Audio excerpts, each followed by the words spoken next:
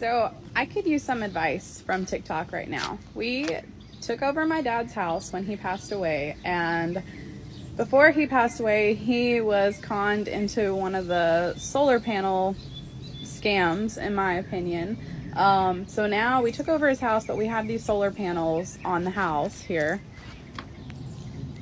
and I don't know how to get rid of them, because if I stop making the payment, I don't know what will happen. And if I were to stop making the payment and they were to come get them off of the roof, like, I would need a brand new roof because of all the holes they put in there. I've checked our electricity bill, and in my opinion, it's definitely a scam. We save less than $20 a month with these $80,000 solar panels. $80,000 for solar panels?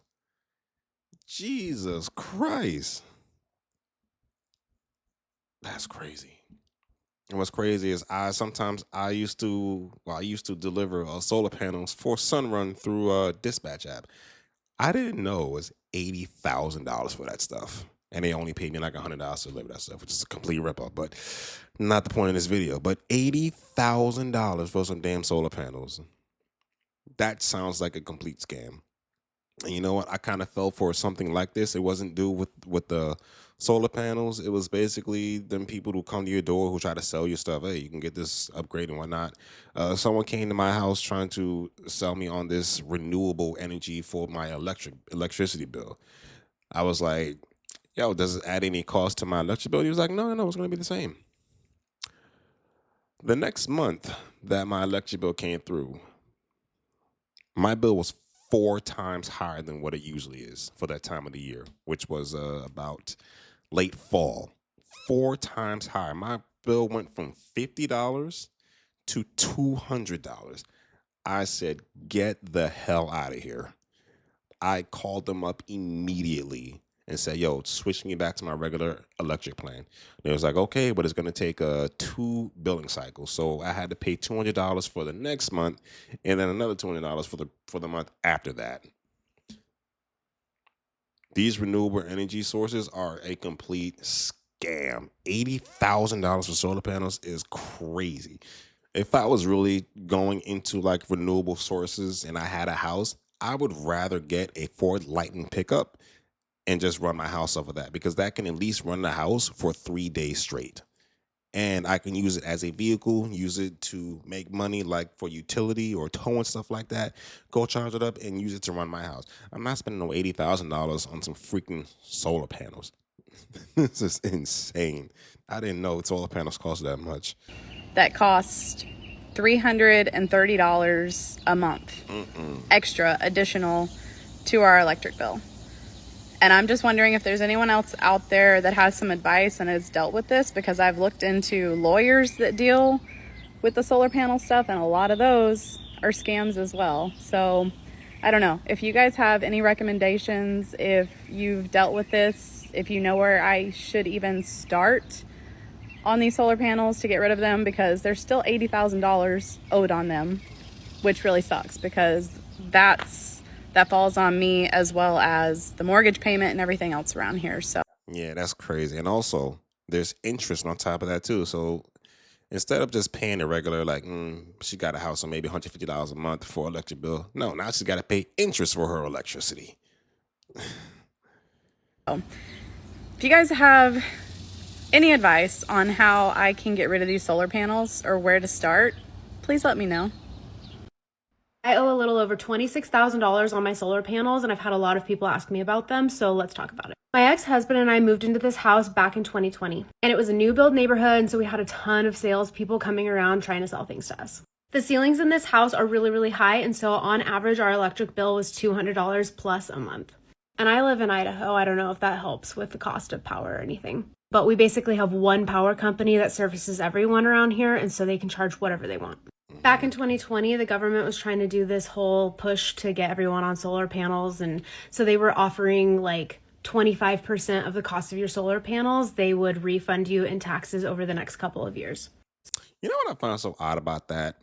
Instead of having people like the customer go to solar panels, why not have the electric company switch over to solar panels, which most of them are doing?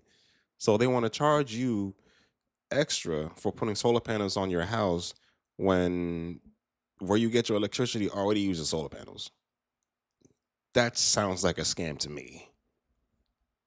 So ultimately, the cost of the solar panels would have been like $21,000, something like that. It's been a while since all of this went down. Unfortunately, things happened with my marriage, and the money from the government that came through on that first year of taxes, which was like $5,000 or $6,000, was used for other things that were not in my control. There's a reason why I got divorced. I will say though, the solar panels on my house do cover all of my electricity every single month. We just pay like an $8 connection fee or something like that each month. And the solar panels cover that too. Did the math, and if we stay here for 11 or 12 years, the solar panels will end up paying for themselves. So if I was paying $200 a month over the course of 11 years, that would be the cost of the solar panels. No, that is completely outrageous. A decade just to pay off some solar panels, just so you can break even on solar panels from your original electric bill? Your math is off. Your math is completely off. And I don't know what she used to rationalize this decision, but yeah, solar panels ain't the way to go. I'd rather just keep my regular electricity, good old PSE&G, whatever they use to service me. We've been here for 5. I'm thinking we're probably going to stay here, and so they'll save us money in the long run. But right now, it is kind of frustrating that I have to pay so much on solar panels. The solar panels were originally financed over the course of the home loan for 25 years, but my goal is to just get rid of any kind of payment way sooner than that.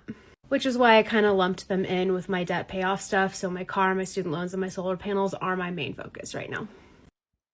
Car, student loans, solar panels, mortgage.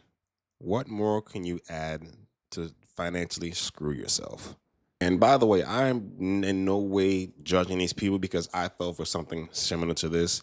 I'm just really like blown away with how much these people are paying for these solar panels. Because out here, like I said, out here in Jersey, there are a lot of people who have solar panels on the house. Yeah, it looks cool, but I had no idea it cost this much. The only upside I see to having solar panels, especially here in New Jersey, is blackouts, because we do get blackouts like maybe 2, 3, 4 times a summer, probably due to the heat. But at least, you have solar panels, your power is not going to go out. But I'm not paying that much. I'm not paying that much for electricity when the blackout only lasts like 5 minutes. That is crazy. The solar panel solution turned into a massive regret. Listen to the story. Our seller bought solar panels for their forever home. It was the family's place to retire and grow old in. The seller financed it on a 20-year loan. After the first year, the monthly payment was near the same that was being paid to the electric company, so very little savings there. It was the principle of green energy that mattered. But then plans changed. The family had to sell and move. Now, the salesperson had promised the family that the solar panel loan could be assumed by the new buyer. So we read the loan documents and confirmed that possibility, but it was not working out that way in reality. If the home buyer is using financing, that home buyer must qualify to cover the solar panel loan in addition to the loan being taken out to cover the house. We looked at more than 20 MLS transactions over a 90-day period where solar panels were involved. Nearly all of them required the seller to pay off the solar loan. Wow. That's insane. Can you imagine you putting solar panels on your house and then you want to sell your house, but you still owe money on your solar panel loans, and they won't allow you to transfer that loan to the buyer, so you are stuck paying for that solar panel loan? That is insane. Completely insane. The buyer, assuming the solar loan, is not working out in practice right now. But what about adding the solar loan to the price of the house so that the seller can pay it off? Well, that runs into appraisal issues. That's not working in practice either. Sellers are frequently having to pay off the solar loan at closing. This is a huge reduction from your equity. The buyer gets free solar panels, but the seller has to eat the entire cost. The investment in solar turned out to be more costly than planned for our seller and became a regretted decision. Now, if you are thinking about solar panels, ask yourself, how long do you plan on staying in the home? Our seller thought it would be forever. If you are thinking about buying a home with solar panels already, ask about the cost to remove or replace them when it comes time for a roof replacement. And if you have solar panels and are thinking of selling, you face the likelihood of having to pay off the solar panel loan at closing. But read your solar documents when you purchase your home. While there have been transactions where the buyer has successfully assumed the solar loan, those are the exceptions. At the end of the day, we got the house with the solar panels sold. Our seller was able to start the next chapter of life, and thankfully the homeowners had sufficient equity to absorb that financial loss. So what has your experience been with buying or selling a house with solar panels? Drop me a comment and let me know. So basically, they had to use the equity they had in their house to pay off these solar panels that they couldn't transfer to the new home buyer to pay for. Yeah, lesson learned. Don't buy solar panels. They are a complete scam. And matter of fact, don't even answer your door to people who are trying to sell you stuff. I remember back in like the 90s, early 2000s, people came around trying to sell like vacuums. Like my family bought a Kirby.